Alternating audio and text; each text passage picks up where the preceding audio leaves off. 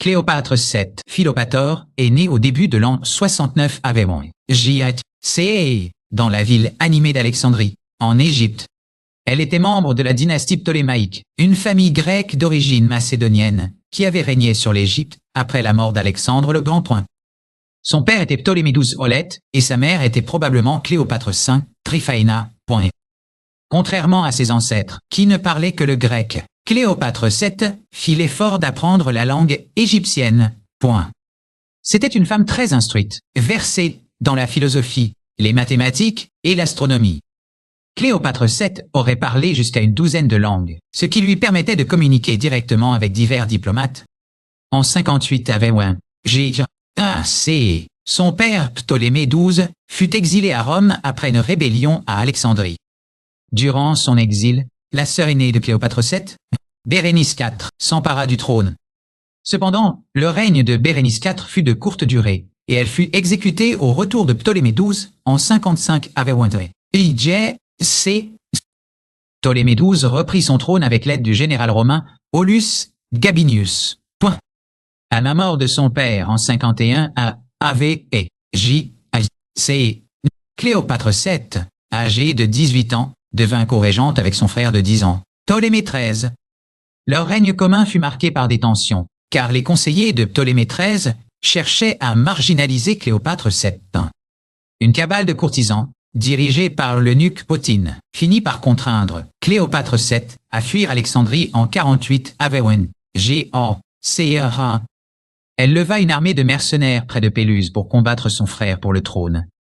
Pendant ce temps, la guerre civile romaine s'étendit à l'Égypte, lorsque Pompée le Grand y chercha refuge après sa défaite à Pharsale. Ptolémée XIII fit exécuter Pompée dans une tentative maladroite de s'attirer les faveurs de Jules César. Jules César arriva à Alexandrie peu après et fut horrifié par le meurtre de Pompée. César s'empara du palais royal et ordonna à Cléopâtre VII et à Ptolémée XIII de dissoudre leurs armées. Réalisant qu'elle devait rencontrer César personnellement pour plaider sa cause, Cléopâtre VII conçut un plan audacieux. Elle se fit célèbrement introduire clandestinement dans le palais, enroulée dans un tapis ou un sac de couchage. Lorsque le tapis fut déroulé devant César, Cléopâtre VII apparut, captivant le général romain. Cette entrée théâtrale déclencha une romance légendaire et une alliance politique entre Cléopâtre VII et César. César décida de soutenir les prétentions de Cléopâtre VII au trône contre son frère Ponti. Le conflit qui s'ensuivit, connu sous le nom de guerre d'Alexandrie, vit de violents combats dans les rues de la ville. Durant la guerre, la célèbre bibliothèque d'Alexandrie fut accidentellement endommagée par un incendie. Ptolémée XIII finit par se noyer dans le Nil en tentant de fuir le champ de bataille. Son frère étant mort, César rétablit Cléopâtre VII sur le trône. Elle fut nominalement mariée à son jeune frère, Ptolémée XIV, pour satisfaire à la tradition égyptienne. Malgré cela, Cléopâtre VII resta l'amante de César et lui donna un fils en 47 avant J.C. Elle nomma l'enfant Césarion, signifiant « Aguabero Sancti César », affirmant ainsi sa paternité romaine. Cléopâtre VII et César firent une célèbre croisière sur le Nil pour étaler leur puissance. Ce voyage permit à César de constater de visu la richesse et la majesté de l'Égypte. En 46 avant J.C. Cléopâtre VII se rendit à Rome avec son fils et sa suite. Elle séjourna dans la villa de César de l'autre côté du Tibre, provoquant un scandale parmi les Romains conservateurs. Cléopâtre VII influença la mode et la culture romaine durant son séjour dans la ville. César érigea une statue en or de Cléopâtre VII dans le temple devenu Génétrix. Cet acte fut perçu comme une affirmation audacieuse de son statut divin et de sa dévotion. Cependant, le pouvoir croissant de César et son lien avec la reine égyptienne alarmèrent le Sénat. Aux ides de mars en 44 avant J.C., Jules César fut assassiné. Cléopâtre VII réalisa qu'elle et son fils étaient en grand danger à Rome.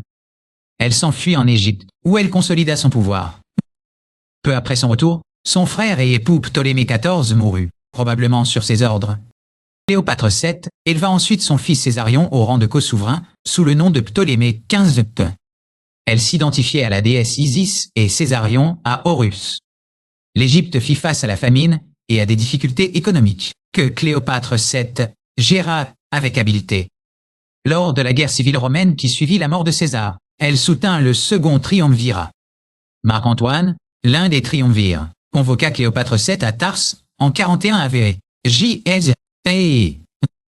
Elle avait l'intention de laver son nom des rumeurs selon lesquelles elle aurait aidé les assassins de César.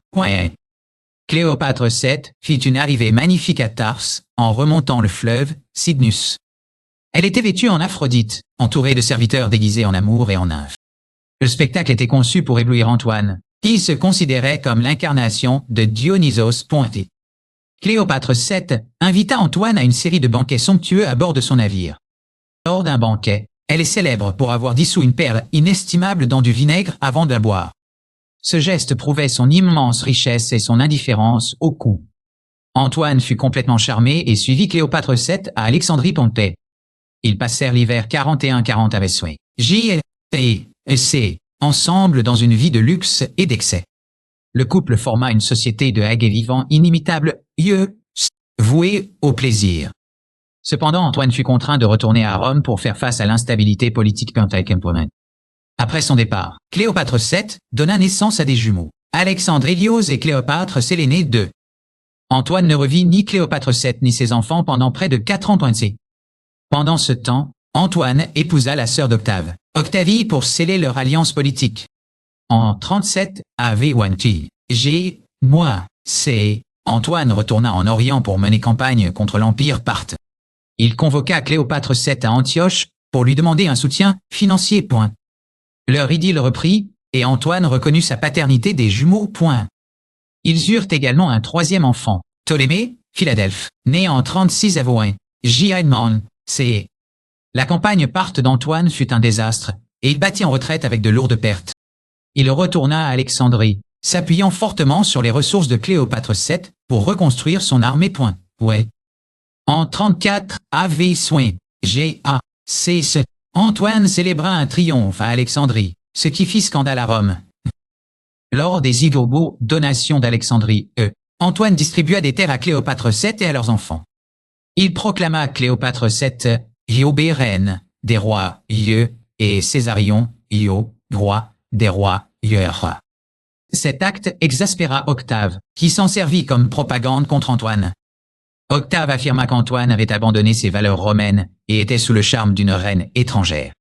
En 32 AV, le Sénat romain déclara la guerre à Cléopâtre VII, la visant officiellement elle plutôt qu'Antoine. Antoine et Cléopâtre VII rassemblèrent leurs forces à Éphèse et se déplacèrent vers la Grèce. Ils établirent leur quartier d'hiver à Patra, profitant d'une dernière période de luxe. La bataille décisive eut lieu à Actium le 2 septembre 31 AV.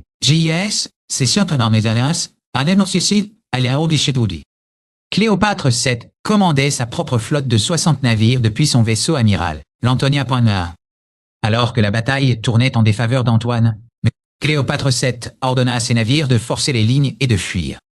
La voyant partir, Antoine abandonna sa flotte et son armée pour la suivre. Leur fuite scella leur défaite et Octave sortit victorieux. Antoine et Cléopâtre VII retournèrent à Alexandrie, sachant que leur fin était proche.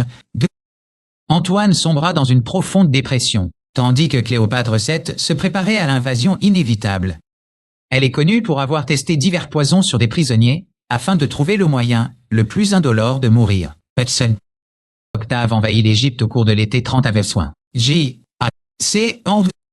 Les forces restantes d'Antoine firent défection pour rejoindre Octave, le laissant sans défense. Entendant une fausse rumeur selon laquelle Cléopâtre VII s'était suicidé, Antoine se poignarda. Il ne mourut pas sur le coup et fut transporté au mausolée de Cléopâtre VII. Cléopâtre VII et ses servantes hissèrent Antoine mourant jusqu'à la fenêtre du tombeau. Antoine mourut dans ses bras, mettant fin à leur tragique histoire d'amour. Octave prit Alexandrie et fit Cléopâtre VII prisonnière. Il lui permit d'enterrer Antoine avec les honneurs royaux. Cependant, Cléopâtre VII apprit qu'Octave prévoyait de la faire défiler lors de son triomphe à Rome. Déterminée à ne pas être humiliée, elle décida de mettre fin à ses jours. Le 12 août 30 AV, elle réussit à se suicider, probablement par la morsure d'un aspic. Ses 2 servantes, Iras et Charmion, moururent également avec elle. Octave la trouva morte, vêtue de ses insignes royaux. il accéda à son souhait d'être enterré aux côtés d'Antoine. Avec sa mort, la dynastie ptolémaïque prit fin, et l'Égypte devint une province romaine. Césarion fut capturé et exécuté par Octave peu après.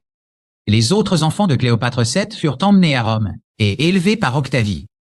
Cléopâtre VII fascine les historiens, les artistes et les écrivains depuis plus de 2 millénaires. On se souvient souvent d'elle comme d'une séductrice, mais elle était une souveraine compétente et intelligente. Sa cour était un centre de culture et de science dans le monde hellénistique. Cléopâtre VII frappa des monnaies à son effigie, affirmant son autorité indépendante en Chine. Elle entreprit des projets de construction pour restaurer les temples et promouvoir la religion égyptienne. Son alliance avec Rome était une manœuvre stratégique pour préserver l'indépendance de son royaume. L'histoire de Cléopâtre VII et Antoine a été immortalisée par William Shakespeare. Hollywood a également dépeint sa vie dans de nombreux films, le plus célèbre mettant en vedette Elizabeth Taylor. Malgré la propagande romaine, les preuves suggèrent qu'elle était une souveraine populaire en Égypte. Elle fut la seule souveraine ptolémaïque à promulguer des décrets en égyptien ainsi qu'en grec. La puissance navale de Cléopâtre VII était significative, contribuant des navires aux campagnes romaines aussi. Sa richesse était légendaire, issue des terres fertiles du delta du Nil. Elle utilisait l'apparat et le symbolisme religieux pour renforcer sa position politique.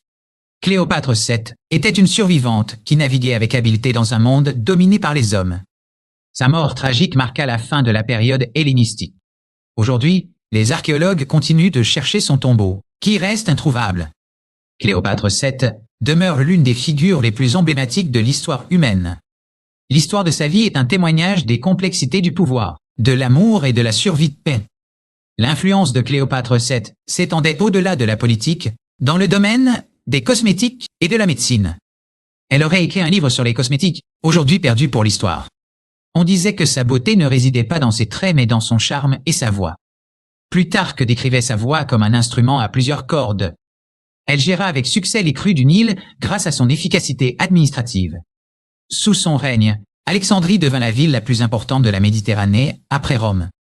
La relation de Cléopâtre VII avec ses frères et sœurs fut définie par des luttes de pouvoir impitoyables. C'était une souveraine pragmatique qui faisait le nécessaire pour survivre. Ses talents diplomatiques permirent à l'Égypte de rester indépendante 2 décennies de plus que prévu. Cléopâtre VII fut le dernier pharaon de l'Égypte antique. Après sa mort, Rome s'appropria les obélisques et l'art égyptien. Le mois de Sextilis fut rebaptisé Auguste pour commémorer la victoire d'Octave sur elle. L'effigie de Cléopâtre VII apparut sur des pièces romaines, un honneur rare pour un souverain étranger. Elle était mécène des arts et soutenait de nombreux érudits à Alexandrie. Son règne vit un renouveau des pratiques religieuses égyptiennes traditionnelles. Ses sujets la croyaient être la réincarnation de la déesse Isis. L'histoire de Cléopâtre VII sert d'avertissement sur les dangers des alliances compromettantes. Son suicide est l'un des événements les plus célèbres de l'Antiquité. La légende de l'Aspic est devenue indissociable de son nom. Les historiens modernes l'ont réévaluée comme une monarque forte et efficace. Elle a traversé la transition de l'ère hellénistique à l'ère romaine.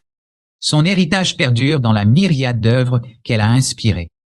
Cléopâtre VII a prouvé qu'une femme pouvait exercer un immense pouvoir dans le monde antique. Sa chute ne fut pas due à la faiblesse, mais à la puissance écrasante de Rome. Même dans la défaite, Cléopâtre VII dicta les termes de sa propre fin. Elle reste la reine la plus célèbre de l'histoire. Le mystère de sa dernière demeure ajoute à son attrait. Cléopâtre VII était une mère qui tenta d'assurer un héritage à ses enfants. Son échec à sauver sa dynastie fut une tragédie personnelle au milieu de la ruine politique.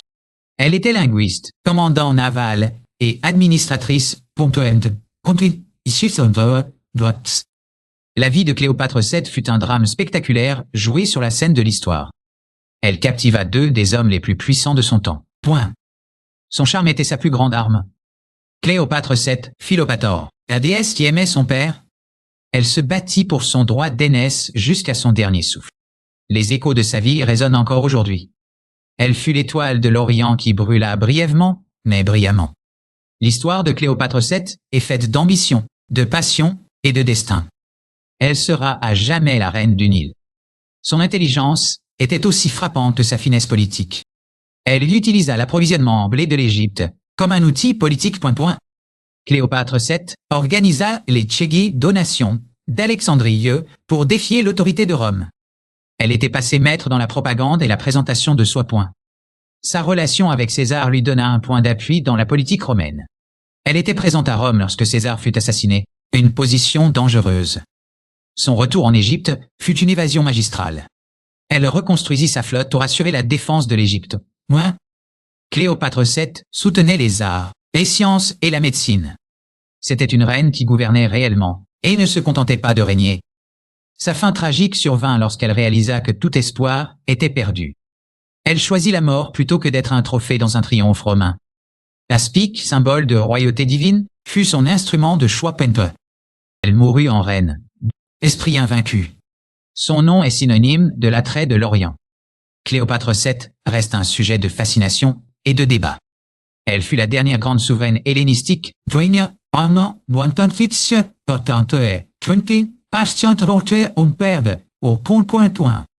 Son histoire est l'ultime tragédie du monde antique. L'héritage de Cléopâtre VII perdure dans les sables du temps.